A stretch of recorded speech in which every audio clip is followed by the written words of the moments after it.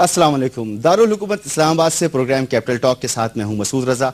हामिद मीर साहब निजी मसरूफियत की वजह से मौजूद नहीं है, लिहाजा इस प्रोग्राम की मेज़बानी के फ़राइज़ मुझ पर हैं। पाकिस्तान कई एक मसाइल से इस वक्त दो चार है। दहशतगर्दी का मसला है, लोड शेडिंग का मसला है, तवानाई का बहरान है, एक जंग है जिसमें इस वक्त हम उलझे हुए हैं। इसके अलावा कई आईनी और कानूनी मामलात हैं इस वक्त पाकिस्तान में। पॉलिटिकल सिनेरियो पे देखा जाए तो वहाँ पर भी कई एक मसाइल हमें नज़र आते हैं, मगर एक सबसे कदीम मसला और शायद इस वक्त सबका सबसे बड़ा मसला बलूचिस्तान का मसला है। जब भी इस मसले पर बात की जाती है तो कहा यह जाता है कि इसकी दो डायनेमिक्स हैं। एक, इसका हल सियासी तरीके से निकाला जा सकता है, दूसरा इसका हल अस्करी ज़राए से निकाला जाता है या अस्करी तरीके से निकाला जा सकता है, या इन दोनों चीज़ों को साथ लेकर चला जा सकता है और इस मसले का हल निकाला जा सकता है। मगर अब मालूम ये होता है कि इस मसले का सबसे बड़ा हल या इस मसले का सबसे बड़ा जो वजह है वो हुक्मरानों की गैर संजीदगी है। आज इसी मामले पर हम बात करेंगे और इस पर मैं अपने पैनल का आपसे तारुफ करा दूं। मेरे साथ मौजूद हैं जनाब आयतुल्लाह दुरानी साहब, पाकिस्तान पीपल्स पार्टी से ताल्लुक़, lieutenant general retired Abdul Qadir Bloch साहब, मुस्लिम लीग नून से आपका ताल्लुक़, और मेरे साथ मौजूद हैं एयर मार्शल रिटायर्ड शाहिद लतीफ़ साहब और दिफाई तजज़ियाकार की हैसियत से यहाँ पर शामिल हैं गुफ्तगू में। आप तीनों मेहमानों का बहुत शुक्रिया। गुज़िश्ता रोज़ वज़ीर आज़म ने एक गैदरिंग में खिताब किया, वहाँ पर बलूचिस्तान के मसले के हल के हवाले से बातचीत हो रही थी। बहुत अच्छे मुकर्रिर वहाँ पर मौजूद थे और सोच विचार की जा रही थी, बातचीत की जा रही थी कि यह मसला किस तरह से हल हो। यहाँ पर वज़ीर आज़म ने जो तकरीर की वो तकरीर मैंने बहुत गौर से सुनी और उस तकरीर में मैंने ये जानने की कोशिश की कि कौन सी ऐसी नई बात है जो इस वक्त वज़ीर आज़म कर रहे हैं। कोई नई बात तो उसमें नज़र नहीं आई, मगर एक चीज़ मैंने महसूस की कि वज़ीर आज़म ने उसमें बार बार ये जिक्र किया कि बलूचिस्तान के मसले का हल मुल्क की आवाम को निकालना है। सवाल ये पैदा होता है कि अगर मुल्क की आवाम को इस मसले का हल निकालना है तो मुल्क की आवाम ने आपको इख्तियार क्यों दिया था? आवाम ने आपको इख्तियार दिया इसलिए कि वो अपना घर चलाएं। एक आम आदमी अपना घर चलाता है और जिन्हें इख्तियार दिया जाता है वो मुल्क के मसाइल का हल निकालते हैं, वो मुल्क चलाते हैं। इसी सवाल को रखूंगा आयतुल्लाह दुरानी साहब, सबसे पहले आपकी तरफ। वज़ीर आज़म ने कल भी अपनी तकरीर में बार बार ये कहा कि आवाम मसले का हल निकालेंगे। अब हुकूमत ये भी नहीं कहती कि इस मसले का हल हुकूमत निकालेगी, हुकूमत इस पर कुछ करने जा रही है। इसमें गैर संजीदगी नजर आती है हुकूमत की। बिस्मिल्लाहिर्रहमानिर्रहीम। अवामी हुकूमत अवामी राय और अवाम की राय की बरतरी पर हमेशा बात करेगी। ज़ाहिर है कि उन्होंने अवाम के मुतल्लिक़ बात की, उससे मुराद अवाम के मसले को अवामी पार्लियामेंट में उसको हल होना है। अब बलूचिस्तान के मौजू को अगर आप उस अंदाज में लेंगे, यस, प्राइम मिनिस्टर साहब ने एक खिताब किया, एक गाइडलाइन है, हो सकता है कुछ पॉलिटिकल हो, कुछ ऑफिशियल गाइडलाइंस होते हैं, और ज़ाहिर है कि बलूचिस्तान में स्टेक होल्डर भी है और स्टेक होल्डर भी है, तो कहीं स्टेक है और कहीं स्टेक है, तो दोनों को लेकर के चलना पड़ता है। तो स्टेक होल्डर्स जो है ना वो अपने अपने पोजीशंस लेकर के बैठे हैं और स्टेक मास्टर्स जो है ना वो अपने स्टाइल से चल रहे हैं। कहते हैं कि लहजों से बदलते जो ना अल्फाज के मतलब, दुनिया में कोई बात नई बात ना होती।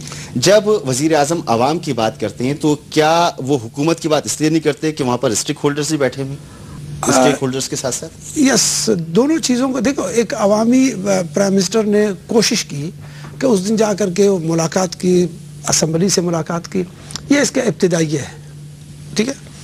इब्तिदाइया को आप इस तरह ना समझे कि इसमें कोई संजीदगी नहीं है। इस दफ़ा प्राइम मिनिस्टर साहब, मेरी अपनी ज़ाती भी मुलाकात हुई इससे, 2 दफ़ा मैंने मुलाकात की और ख़ुसूसन बलूचिस्तान के हवाले से मेरी बात हुई इससे।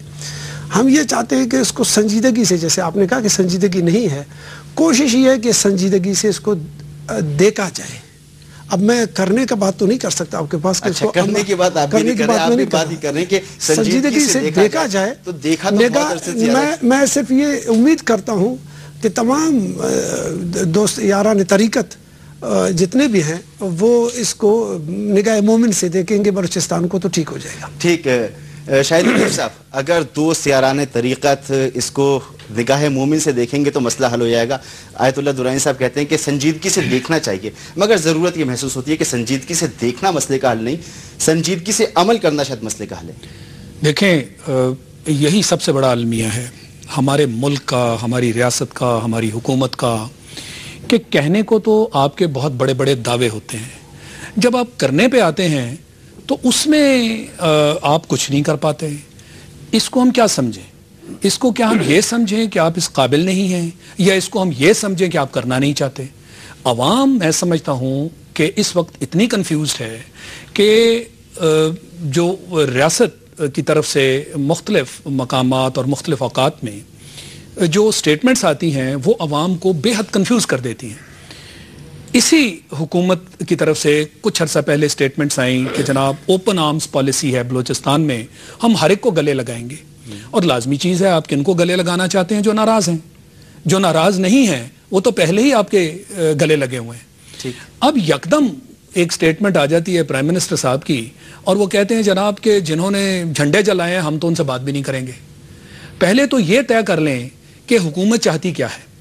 اگر آپ کرنے والی پوزیشن میں اتنے کنفیوزڈ ہیں اور پھر آپ عوام کے سر تھوپ دیتے ہیں، عوام کیا کرے؟ جیسے آپ نے اپنی انٹروڈکشن میں بات کی، بالکل اچھی بات کی کہ عوام نے آپ کو ووٹس کے ذریعے ایک پوزیشن تک پہنچایا تاکہ آپ عوام کے مسائل حل کریں. یعنی آپ شاید یہ سمجھ ہی نہیں پا رہے کہ آپ کیا رہے ہیں. اتنے بڑے عہدے پہ ہوتے ہوئے آپ یہ کہیں گے جی پہلے آپ کانٹرڈکٹ کر رہے ہیں اپنی پالیسی کو.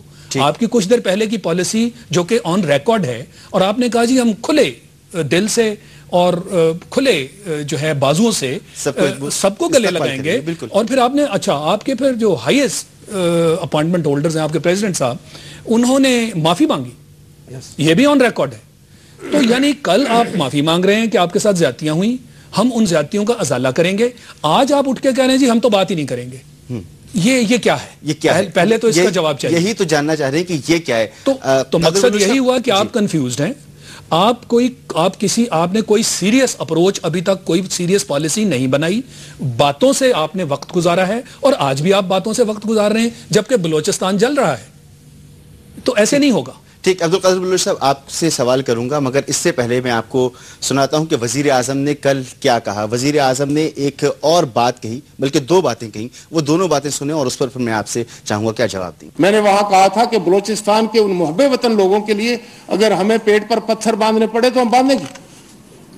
کیوں نہیں؟ ان کی زندگی کے لیے، ان کی آسائشوں کے لیے، ان کی آسانیوں کے لیے ہم کیوں کام نہیں کریں گے؟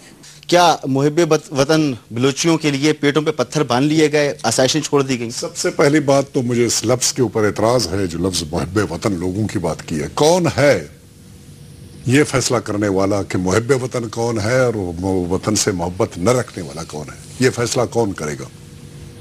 وزیر اعظم صاحب کے پاس کون سا وہ پیمانہ ہے جس میں انہوں نے یہ فیصلہ کرنا ہے کہ کون محب وطن ہے، کون غدار ہے؟ مختلف اوقات میں ایک زمانہ تھا کہ نیشنل عوامی پارٹی سے متعلقہ جتنے بھی لوگ تھے ان کو غدار تصور کیا جاتا تھا. یہ لفظ ان کے لیے استعمال کیا جاتا تھا. ان کو کئی مرتبہ گرفتار کیا گیا، ان کو جیلوں میں ڈالا گیا، ان کے اوپر مقدمات چلے.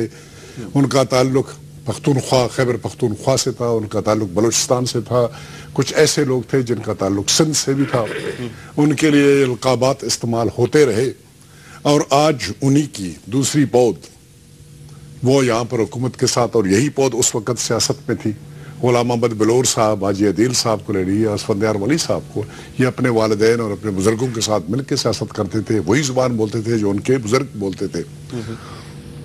آج وہ سب سے اچھے ہیں اور سب سے پیارے ہیں، سب کچھ ہے. سنجیدگی نظر آتی ہے. پہلی بات میں آپ کے یہ جو بات یہ لفظ کہہ دینا کہ محب وطن کون ہے، جس طرح سے شاہد لطیف صاحب نے کہا، اس نے بات کی جی انہوں نے کہا ہے تو ہم فلانے سے بات نہیں کریں گے اور فلانے سے بات کریں گے. پہلے سے انہوں نے کسی نے کہہ دیا، اور وہ کہنے والے انسان ہیں، اور ان کے پاس کوئی پیمانہ نہیں ہے یہ فیصلہ کرنے والا کہ کون سا صحیح ہے اور کون سا غلط ہے. وہاں کے عوامی نمائندے یہ فیصلہ کر سکتے ہیں، یہ مشورہ دے سکتے ہیں، اور ان کی رائے کو صاحب رکھنا چاہیے. دوسری بات انہوں نے پیٹ پہ پتھر رکھنے والی بات کی. یہ تو it's a big joke with Balochistan. I'm sorry to say 4.5 سال گزر گئے ہیں. یہ حکومت مہربانی کر کے مجھے یہ تو بتا دے کہ کون سا میگا پروجیکٹ، کون سا بڑا پروجیکٹ انہوں نے امپلیمنٹ کیا جس کو بطور ثبوت کے آیت اللہ درانی صاحب عوام کے سامنے آئے اور بتائے کہ ہماری گورنمنٹ نے 4.5 سال میں آپ کے لیے یہ پروجیکٹ تھا. کچی کنال کا پروجیکٹ تھا.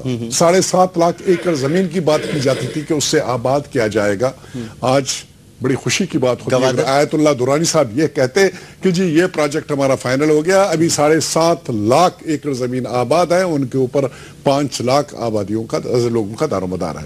مجھے بڑی خوشی ہوتی ہے اگر آیت اللہ درانی صاحب یہ کہتے ہیں کہ گوادر پورٹ جو انیشلی کنسیو کیا گیا تھا کہ ابتدائی طور پر اس میں 14 برتھ ہوں گے اور اس کا ایک روڈ انفراسٹرکچر بنے گا, اور وہ روڈ انفراسٹرکچر اس کو مین لینڈ پنجاب کے ساتھ اور بیانڈ کنیکٹ کرے گا, اور افغانستان کے تھرو سینٹرل ایشین اسٹیٹ سے اور افغانستان سے اس کو کنیکٹ کرے گا بلوچستان سے. ذرا میں یہ جاننا چاہوں گا اس گورنمنٹ سے جو پیٹ پر پتھر باندھنے والا ہے, یہ وزیر اعظم صاحب ہمارے انتہائی احترام کے ساتھ ان کے بارے میں بات کروں گا, یہ کیبنٹ کے پہلے بھی حصہ تھے, اور ان کے مربی, ان کا مہربان, ان کا جو ان کو گائیڈ لائن دینے والا وہ بندہ ایک ہی ہے, وہ اوپر بیٹھا ہوا ہے. تو اس وقت کہاں گئی اس کی گائیڈ لائن؟ ابھی سڈنلی پیٹ پہ پتھر رکھنے والی بات ہے. یہ 6 مہینے میں کون سی روڈ انفراسٹرکچر کو کمپلیٹ کرے گی؟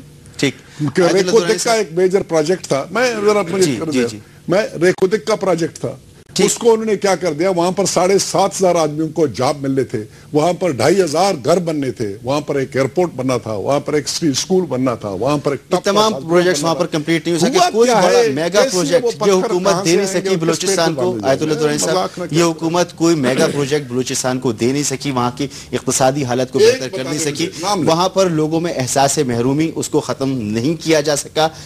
ایک مذاق معلوم ہوتا ہے. کوٹ کریں, میں چاہوں گا آیت اللہ درانی صاحب سے ایک پروجیکٹ. یقیناً جو آپ بات کر رہے جس پروجیکٹ کی, سب سے پہلے پاکستان پیپلز پارٹی نے اپنے پہلی میٹنگ میں ایک فیصلہ کیا, اس کی صدارت جناب آصف زرداری صاحب نے کی. اس وقت وہ پریزیڈنٹ پاکستان نہیں تھے. انہوں نے اگر معافی مانگی تو سب سے پہلے پولیٹیکل میسج تھا. یہ بتائیں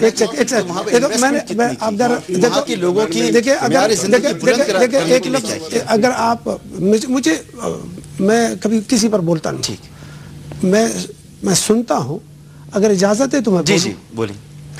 بات یہ ہے کہ سب سے پہلے ہم نے اس کا مسئلے کا حل کو, جو بنیادی فلسفہ ہے اس کا بلوچستان کا, وہ ہے اس کا سیاسی.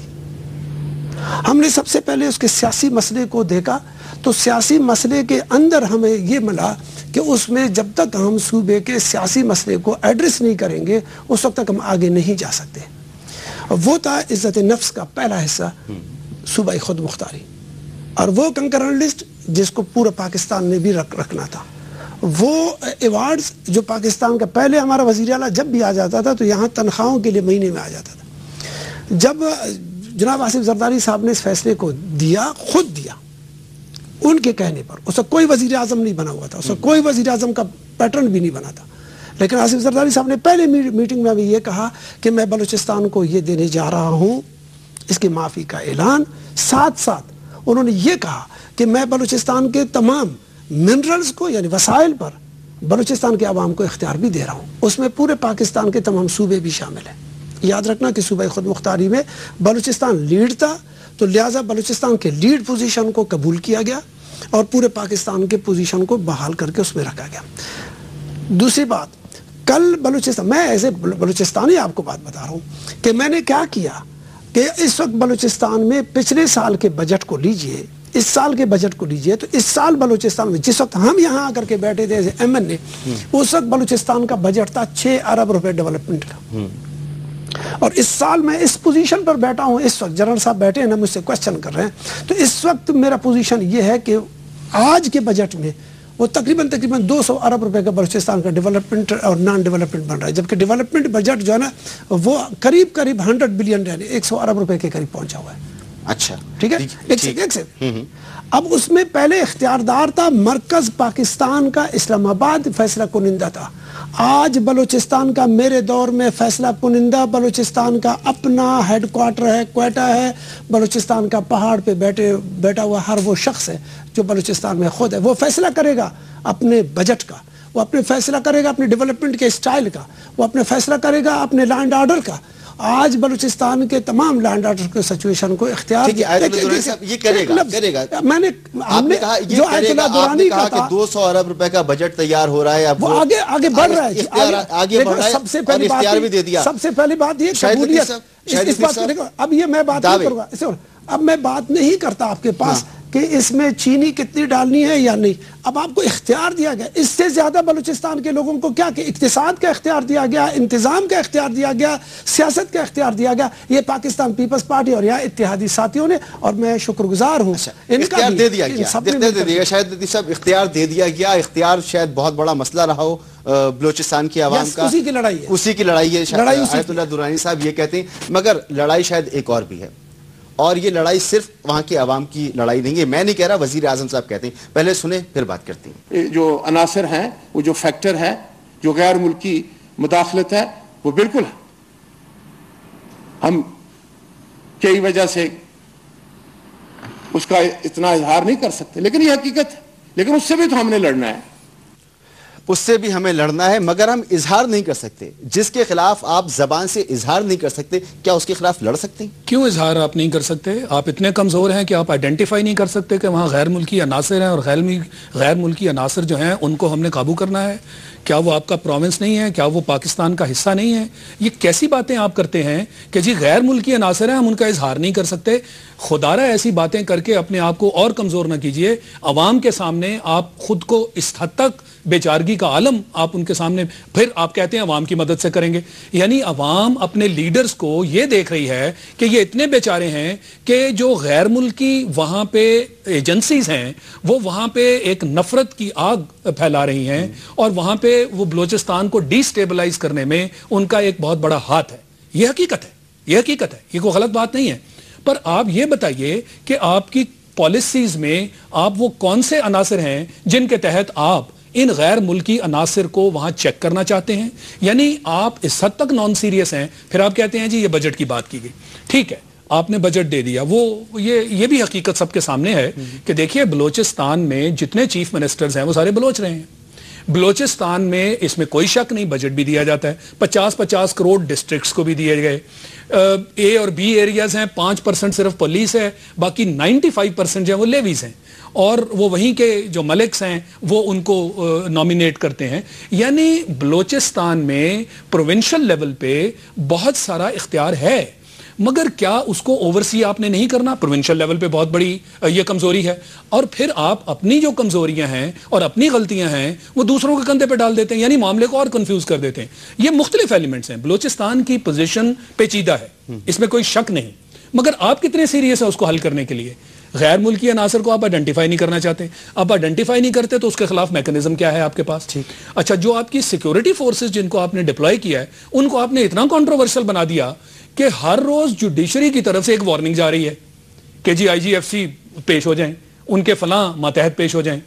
کوئی ایویڈنس ہے تو اس کو لائیے. یہ آپ کے اندرونی معاملات ہیں, ان کو طے کیجئے. یہ وارننگز دینے سے, ڈیمورلائز کرنے سے, دیکھیں وہاں پہ بہت سارے سیکیورٹی کے جو معاملات ہیں, یہ بھی آپ حقیقت مانیں کہ وہاں بہت سارے فائنینشل جو پروجیکٹس چل رہے ہیں. ٹھیک ہے, یہ میں بات مانتا ہوں کہ میجر پروجیکٹس ہے سچ کوئی شاید پچھلے 4 سال میں ٹیک اپ نہ کیے گئے ہوں, مگر پھر بھی سائیڈ بائی سائیڈ وہاں پہ ہمارے فائنینشیل انٹرسٹ ہیں, وہ کسی لیول پہ بھی ہیں, مگر ہیں تو صحیح. تو کیا سیکیورٹی فورسز ریکوائرڈ نہیں ہیں ان کو پروٹیکٹ کرنے کے لیے؟ آج آپ ان کو نکال لیں, آپ نے پہلے بھی ایک مرتبہ نکالا تھا, اور اس کے بعد حالات دیکھ لیں. 95% جیسے میں نے کہا نا جی لیویز ہیں, اور وہ کن سے ملے ہوئے ہیں؟ وہ وہی ان لوگوں کے لوکل جنہوں نے ان کو ڈپلائی کیا ہوا ہے, وہ انہی کی لک آفٹر کرتے ہیں. تو بات یہ ہے جی کہ معاملہ پیچیدہ ہے, آپ آئیڈینٹیفائی نہیں کر پا رہے, پالیسی آپ کی کلیئر نہیں ہے. جیسے میں نے کہا کہ ایک طرف آپ کہتے ہیں جی ان کو گلے لگائیں گے, دوسری طرف آپ کہتے ہیں ہم ان سے ملنا نہیں چاہتے.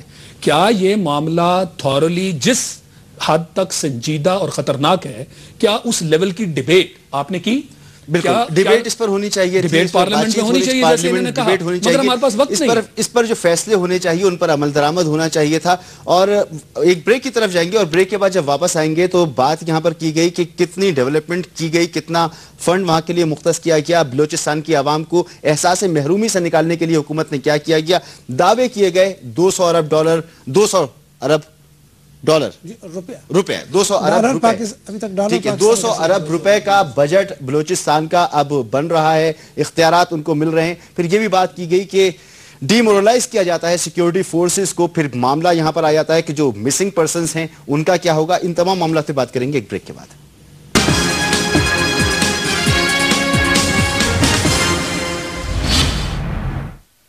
جی ویلکم بیک. یہاں بات ہو رہی ہے بلوچستان کے مسئلے پر اور جو گفتگو کی جا رہی ہے وہ یہ کہ حکومت کتنی سنجیدہ ہے.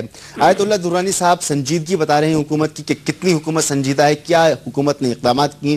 عسکری حوالوں سے بھی بات ہو رہی ہے اور بات یہ بھی ہو رہی ہے کہ اپوزیشن کا اس پر کیا وہ کس طرح سے رسپونڈ کرتی ہے, کیا سمجھتی ہے کہ واقعی اس پہ سنجیدگی ہے یا نہیں ہے. آغاز حقوق بلوچستان جب 18ویں ترمیم اور اس کے بعد آغاز حقوق بلوچستان کا آغاز کیا گیا تو سمجھا جا رہا تھا کہ واقعی ایک سنجیدہ کوشش کی جا رہی ہے. اس کے چند پوائنٹس آپ کے سامنے رکھتا ہوں اور پھر اس کے بعد بات کو آگے بڑھاتا ہوں. کہا گیا تھا کہ بلوچستان کے سیاسی کارکنوں کو رہا کیا جائے گا, بلوچستان کے تمام سیاسی لوگوں سے بات چیت کا آغاز کیا جائے گا. گزشتہ روز کا وزیر اعظم کا اسٹیٹمنٹ سن لیا, انہوں نے ایک کنڈیشن لگا دی کہ سب لوگوں سے بات نہیں کی جائے گی. ملک سے باہر بلوچ رہنماؤں کو واپس لایا جائے گا, ایسا بھی ابھی نظر نہیں آ رہا. سوئی کے علاقے سے فوج کو واپس بلا لیا جائے گا, لاپتہ افراد کی بازیابی کے لیے کمیشن بنایا جائے گا اور اس طرح کی بہت سی باتیں کی گئی تھیں. جی عبدالقادر بلوچ صاحب, آغاز حقوق بلوچستان پیکج کہیں گم ہو کے رہ گیا. سمجھا جا رہا تھا کہ اس پر جب وہ آیا تھا تو حکومت واقعی سنجیدہ ہے, کچھ سنجیدگی سے کرنے جا رہی ہے. پھر پے در پے اس طرح کے بیانات, ابھی آیت اللہ درانی صاحب نے بھی خاصے اقدامات گنوا دیے. آپ کیا کہتی ہیں؟ مسعود بھائی, میں اسی کمرے میں اسی کیپٹل ٹاک کے حامد میر صاحب کے سامنے بھی کئی مرتبہ اس کے اوپر کمنٹ کر چکا ہوں. جس مسئلے کو آپ اجاگر کرنے کی کوشش کر رہے ہیں, جس پر کمنٹس مانگنے کی کوشش کر رہے ہیں آپ, آغاز جو اسکیم کے بارے میں, آغاز حقوق بلوچستان, اس کے بارے میں ہمارے وزیر اعلیٰ صاحب آن ریکارڈ ہیں یہ کہنے میں کہ یہ مذاق ہے بلوچستان کے لوگوں کے ساتھ. ہمارے گورنر صاحب کے کمنٹ ہے کہ یہ ایک خیرات ہے اور خیرات لینا ہمارے بلوچستان کے لوگوں کے لیے مناسب نہیں ہے. خیرات لینا ہے خیرات دینا, انہوں نے یہ بات کی. اس کے بارے میں مذاق اور خیرات کے لفظ استعمال کیے گئے. جو کچھ آپ نے یہاں پر شو کیا, ہمیں یہاں پر دکھانے کی کوشش کی, آیت اللہ درانی صاحب زیادہ بہتر بتا سکیں گے کہ اس کے بارے میں اس پر کتنا عمل درآمد ہوا, کیا کارروائی کی گئی اور کیا نہیں کی گئی. میرے خیال کے مطابق یہ 5-6 نکات جو آپ نے دکھائے تھے ان میں سے کسی ایک کے اوپر ایک قدم بھی میرے خیال میں اٹھایا نہیں گیا ہے, سوائے ملٹری آپریشن والی بات کے فوجی آپریشن ختم کیا جائے گا سوئی کے علاقے سے. مجھے معلوم نہیں ہے, انفارمیشن نہیں ہے, اگر وہاں پر آپریشن ایز سچ پاکستان فوج جو خاکی پہننے والے لوگ ہیں ان کا آپریشن ایز سچ نہیں ہو رہا ہے. انٹیلیجنس ایجنسیز اگر کوئی کارروائی کر رہے ہیں وہ علیحدہ ہے, لیکن فوج کے وہ سیغے جو ہتھیار استعمال کرتے ہیں, توپیں استعمال کرتے ہیں, بندوقیں استعمال کرتے ہیں, مشین گنیں استعمال کرتے ہیں, پہاڑوں پہ جاتے ہیں, لوگوں کو چیز کرتے ہیں, ان کے خلاف کارروائی فوجی کارروائی کرتے ہیں, وہ والی کارروائی ایز سچ نہیں ہے. اس ایکسٹینٹ تک اگر اس قسم کی کوئی کارروائی ہو رہی تھی تو وہ انہوں نے وہ کہتے ہیں بند ہے, تو ہم یقین کر لیں گے کہ وہ بند ہے. باقی کوئی کسی قسم کی کارروائی نہیں ہوئی. یہ رہا آپ کے اس سوال کا جواب. کچھ ہمارے دوستوں نے بات کی یہاں پر, اس کے بارے میں میں تھوڑی سی, شاہد بھائی نے بہت خوبصورت بات کی, بہت اچھی بات کی انہوں نے کہ غیر ملکی مداخلت کے بارے میں. افسوس صد افسوس کہ ملک کا چیف ایگزیکٹو یہ کہتا ہے کہ اس کو شرم آتی ہے یہ بات کہتے ہوئے, ڈر لگتا ہے, ہچکچاتا ہے یہ بات کرنے کے لیے کہ وہ ایلیمنٹس جن کو غیر ملکی وہ کہتا ہے, جو ملک کو ڈیسٹیبلائز کرنے کے پیچھے لگے ہوئے ہیں, جو آزادی ایک صوبے میں ایک آزادی کی تاریخ چل رہی ہے وہ اس کے پیچھے ہے, ان کا نام لینے سے وہ ڈرتے ہیں, وہ گھبراتے ہیں. بہت اچھی بات کی انہوں نے, میں آگے کمنٹ نہیں کروں گا, اس کو یہاں پر چھوڑ دوں گا. شاید بھائی کے ایک اور پوائنٹ کے اوپر میں کمنٹ کرنا چاہوں گا, یہ لیویز والی بات اور یہ پولیس والی بات. یہ ہمارے علاقے کا مسئلہ ہے. اس وقت لیویز کسی ملک, کسی سردار, کسی نواب کا فورس نہیں ہے.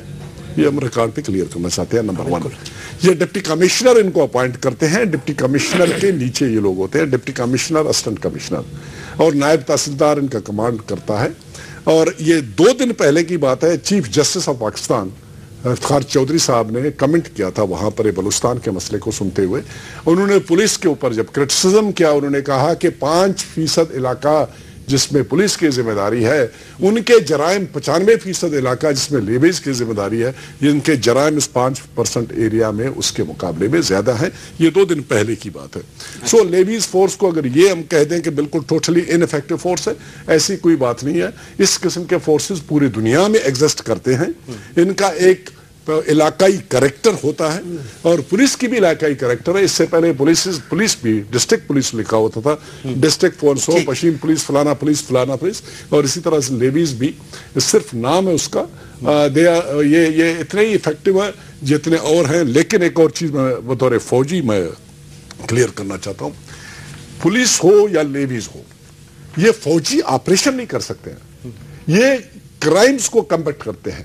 ان کا کام ہے اسٹریٹ کے اندر یا کسی کو گرفتار کر لینا، اس کا انویسٹیگیشن کرنا، یہ کاروائی کر لینا. اگر ان سے یہ توقع رکھا جائے کہ ان کو ٹکڑوں میں بانٹا جائے گا، پلٹونیں اور کمپنیاں دی جائیں گی اور ہتھیار دیے جائیں گے اور یہ حملہ کریں گے اور حملہ کی کاروائی میں انسرجنسی اگر ہو رہا ہے ان کو شکست دیں گے، یہ ان کا رول نہیں ہے. ان کا رول بنیادی طور پولیسنگ ہے اور وہ ایف سی اپنا رول ادا کر رہی ہے. ایک اور پوائنٹ صرف آیت اللہ درانی صاحب کے پوائنٹ کے بارے میں کہنا چاہوں گا. یہ جو انہوں نے بات کی کہ اتنے بلین، ریکارڈ اپنا کریکٹ کر لیں، میرے انفارمیشن کے مطابق اس میں کوئی شک نہیں ہے کہ بلوچستان کی ایلوکیشن بہت بڑھائی گئی اور کوئی احسان نہیں کیا گیا. اناملیز تھے. 3.5% پہ بلوچستان کی کاروائی چل رہی تھی، ٹھیک ہے، وہ 5.11 کے اوپر پہنچ گیا ہے. 5.11 ہمارے پاپولیشن کا اس وقت ریشو ہے. 98 کی سینسس کے مطابق ہمارا ریشو ہے. اس کے مطابق ہمیں ابھی فیڈرل کٹی سے جو پیسے مل رہے ہیں وہ اس طرح سے مل رہے ہیں، وہ رقم اتنا بڑھ گیا. وہ جہاں تک انہوں نے صوبہ خود مختاری کی بات کی، بلوچستان کو صوبہ خود مختاری نہیں دی گئی ہے.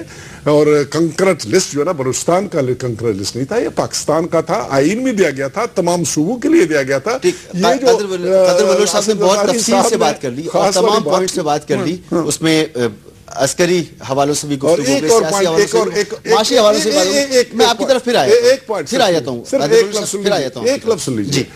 آیت اللہ درانی صاحب کہ بلوچستان کا مسئلہ سیاسی ہے، نو ڈاؤٹ سیاسی ہے، لیکن سیاسی مسئلہ معاشی، وہ معاشی بدالی نے سیاسی یہ ہم تمام گفتگو کر رہے ہیں، چاہے وہ آغاز حقوق بلوچستان کی بات ہو، چاہے وہ آپ کی صوبائی حکومت جو ہے وہاں کی، اس کے اکابرین کی تقریریں ہوں، بیانات ہوں، یا مرکز کی طرف سے دیے جانے والے بیانات ہوں، مسئلہ حل ہوتا نظر نہیں ہوتا. بلوچستان کا مسئلہ دن بدن خراب ہوتا نظر آ رہا ہے. یہ میں نہیں کہہ رہا، یہ خود وزیر اعظم صاحب کہہ رہے ہیں.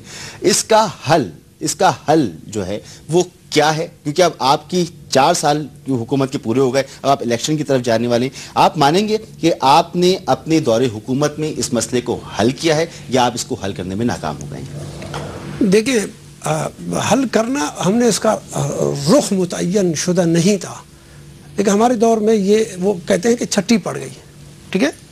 ہم نے اس کا رخ متعین کروا کر کے اس کے وہ تمام خد و خال جو کل مانے نہیں جا رہے تھے وہ ہم نے منوائے، کام شروع کروا دیا. مثلا جب بلوچستان، یہ جو میں نے آپ کو کہا کہ اس کا اقتصاد، اس کی سیاست، اس کی سماجی معاملات میں اس کے اپنے لوگوں کا اپنے ہاتھ میں لے لینا، اور اس کی سیاست کو اور اس کے عام اصطلاح میں صوبے کے وسائل کو، صوبے کے لوگوں کو پاکستان کے آئین کے اندر رہتے ہوئے، یاد رکھنا 73 کے آئین اور پاکستان کے حدود کے اندر رہتے ہوئے جو اس کے بنیادی حقوق ملنے تھے پاکستان آئین میں، وہ اس دفعہ بلوچستان کو کیا تمام صوبوں کو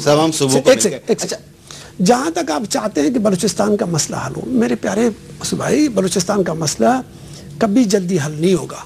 بلوچستان ایک گیٹ وے ہے نیٹو فورسز کا. سلالہ چیک پوسٹ پر حملہ کرنے کے بعد پاکستان کے مختلف جو انگ میں جو ہے نا جو درد محسوس ہو رہا ہے، کبھی لاہور تو کبھی پشاور، کبھی فاٹا تو کبھی بلوچستان، کبھی کراچی، اور کئی، یہ ہوگا آپ کے ساتھ، کیونکہ 50 ممالک کے اس چتے کو چھیڑا گیا جس میں سے تھوڑا سا دیکھو ٹیکنیکلی ہے. یعنی آپ کا کہنا یہ ہے کہ آپ کامیاب رہے بلوچستان کے مسئلے کے حد تک، آپ آگے بڑھے ہیں، آپ نے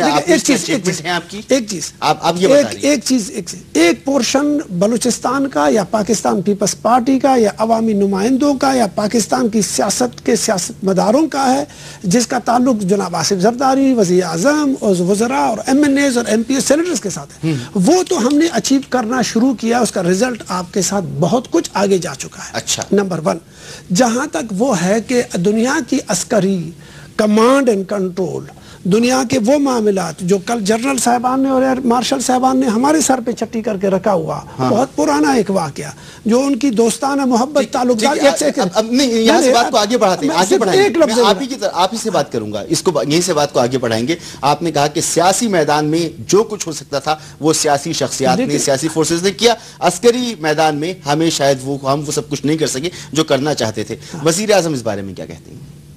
لا اینڈ آرڈر رکھنا تو حکومت کا فرض ہے، اور یہ صوبے کی حکومت کا فرض ہے. وفاقی حکومت تو ان کی مدد کے لیے جاتی، اور جہاں چیف منسٹر بلوچستان چاہتا ہے وہاں ایف سی آپریٹ کرتی. جی، جہاں پر سیاسی قیادت چاہتی ہے وہاں پر فورسز آپریٹ کرتی ہیں. اس معاملے پر آگے بات کریں گے لیکن ایک بریک کے بعد.